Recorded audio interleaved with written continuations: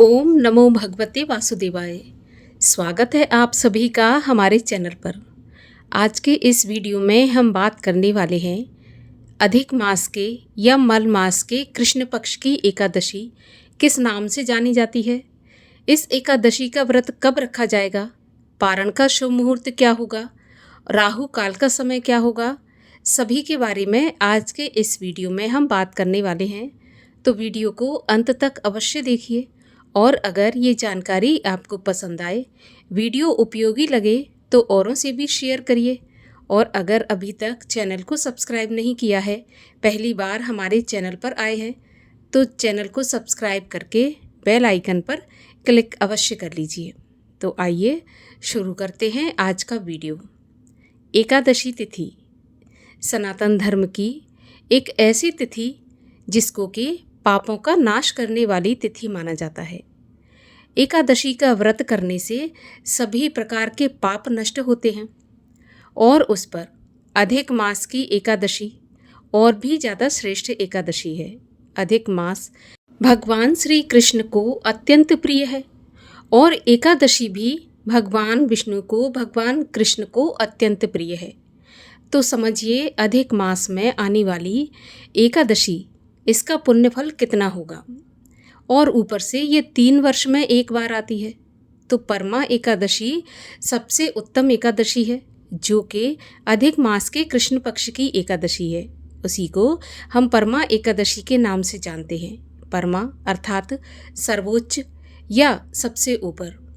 इस एकादशी का व्रत करने से मनुष्य के पाप तो नष्ट होते ही हैं, इसके साथ साथ दरिद्रता का भी नाश होता है।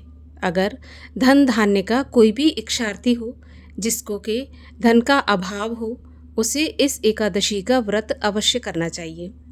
एकादशी के व्रत के नियम उसी प्रकार पालन किए जाएंगे जैसे प्रत्येक एकादशी के किए जाते हैं, क्योंकि एकादशी ही एक ऐसा व्रत है जिसमें नियमों का विशेष ध्यान रखना होता है, शुभ मुहूर्त का भी विशेष ध्यान रखना होता है।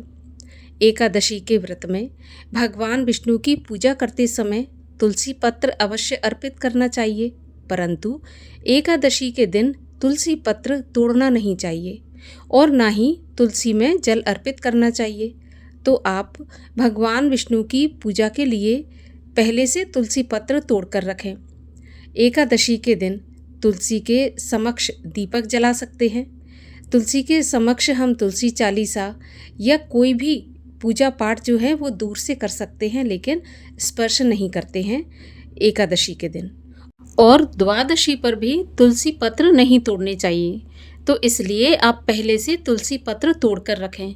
देखिए, तुलसी पत्र लगभग 1 हफ्ते तक रख सकते हैं, बासी नहीं माने जाते हैं। तो पहले से, जैसे आपको ऐसा लगता है कि कोई ऐसी तिथि या दिन आने वाले हैं, तो पहले से तुलसी पत्र तोड़ के रखें और उन्हें भगवान के भोग में समर्पित करें। एकादशी का व्रत धारण करने वाले व्रती को दशमी के दिन से ही नियम पालन करने होते हैं। दशमी के सूर्यास्त के बाद से नमक का और अन्न का सेवन नहीं करना चाहिए। रात्रि में पूर्ण रूप से ब्रह्मचर्य का पालन करना चाहिए। और अगर महिलाएं इस व्रत को रखती हैं तो उन्हें बाल इत्यादि दशमी के दिन ही धो लेने चाहिए। एकादशी पर सर धोकर स्नान नहीं किया जाता। मुख शुद्धि भी दशमी की रात्रि में ही करके सोएं। अगले दिन एकादशी पर ब्रह्म मुहूर्त में उठें। स्नान आदि से निवृत्त होने के बाद सूर्य भगवान को जल अर्पित करें। इसके बाद व्रत करने का संकल्प लें। संकल्प करते समय हाथ में फूल और थोड़ा सा जल लें और भगवान विष्णु के सामने, सूर्यदेव के सामने खड़े होकर एकादशी व्रत का संकल्प लें। इसके बाद भगवान विष्णु की विधि विधान से पूजा करें। जैसी आपकी सामर्थ्य है उस प्रकार से फल, फूल, मेवे, मिठाई से भगवान विष्णु की पूजा करें। इसके बाद एकादशी व्रत की कथा सुनें और आरती करें। सारा दिन हो सके तो निराहार रहकर व्रत रखें, लेकिन अगर सामर्थ्य नहीं है तो फलाहार से भी व्रत रखा जा सकता है। फलाहार लेकर व्रत रखें। रात्रि जागरण का एकादशी के व्रत में अत्यधिक महत्व बताया गया है, तो हो सके रात्रि जागरण करना चाहिए ईश्वर का भजन कीर्तन करते हुए। लेकिन अगर मान के चलिए पूरी रात नहीं जाग सकते तो कम से कम मध्य रात्रि तक अवश्य जागना चाहिए। इसके बाद अगले दिन द्वादशी पर जो भी शुभ मुहूर्त बताया जाता है उसी मुहूर्त पर व्रत का पारण करना चाहिए। देखिए, एकादशी के व्रत का पारण शुभ मुहूर्त पर होना आवश्यक ही नहीं, अनिवार्य है। इसी से व्रत पूर्ण माना जाता है। अगर समय पर पारण नहीं होता तो व्रत पूर्ण नहीं माना जाता। तो पारण के समय का भी विशेष ध्यान रखें। पारण सही समय पर ही करें और पारण करने से पहले किसी ब्राह्मण को भोजन कराएं। अगर मान के चलिए सुबह सुबह व्रत का पारण करना है और भोजन नहीं करा सकते तो कम से कम एक ब्राह्मण के या एक से अधिक, आपकी सामर्थ्य जितनी है उतने ब्राह्मण के भोजन की कच्ची सामग्री, जिसको हम सीधा बोलते हैं, वो अलग निकाल कर रखें, उसमें दक्षिणा डालें। इसके बाद ही अपने व्रत का पारण करें। पारण करने से पहले क्षमा याचना अवश्य करना चाहिए। हो सके तो तुलसी माता की कथा सुने, क्षमा याचना करें, इसके बाद ही पारण करें। जब इस प्रकार से नियमों के साथ पूरे विधि विधान से श्रद्धापूर्वक एकादशी के व्रत को धारण किया जाता है तो मनुष्य की जो भी मनोकामना हो वो अवश्य ही पूर्ण होती है और भगवान विष्णु की कृपा से इस लोक के सभी सुख भोग कर मनुष्य अंत में सभी पापों से रहित होकर भगवान विष्णु के चरणों में स्थान पाता है।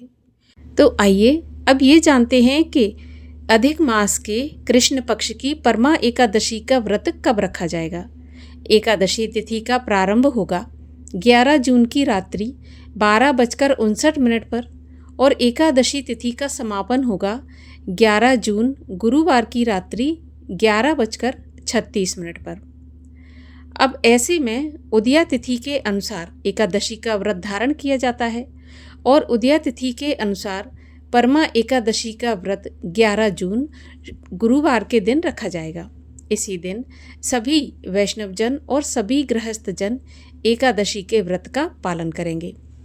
परमा एकादशी के व्रत का पारण होगा 12 जून शुक्रवार के दिन और पारण का शुभ मुहूर्त होगा सुबह 5:23 से 8:10 तक।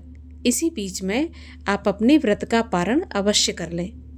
11 जून एकादशी को राहु काल का समय होगा दोपहर में 1:30 बजे से 3 बजे तक और राहु काल के समय की गणना अशुभ समय में की जाती है, तो इसीलिए राहु काल के समय पर कोई भी शुभ या मांगलिक कार्य नहीं करना चाहिए। तो ये थी अधिक मास के कृष्ण पक्ष की परमा एकादशी व्रत से जुड़ी जानकारी। अगर आपको जानकारी पसंद आई हो तो वीडियो को लाइक करके शेयर करिए। चैनल को अगर अभी तक सब्सक्राइब नहीं किया है तो चैनल को सब्सक्राइब करके बेल आइकन पर क्लिक कर लीजिए। मिलते हैं अगले वीडियो में, तब तक के लिए हरे कृष्ण।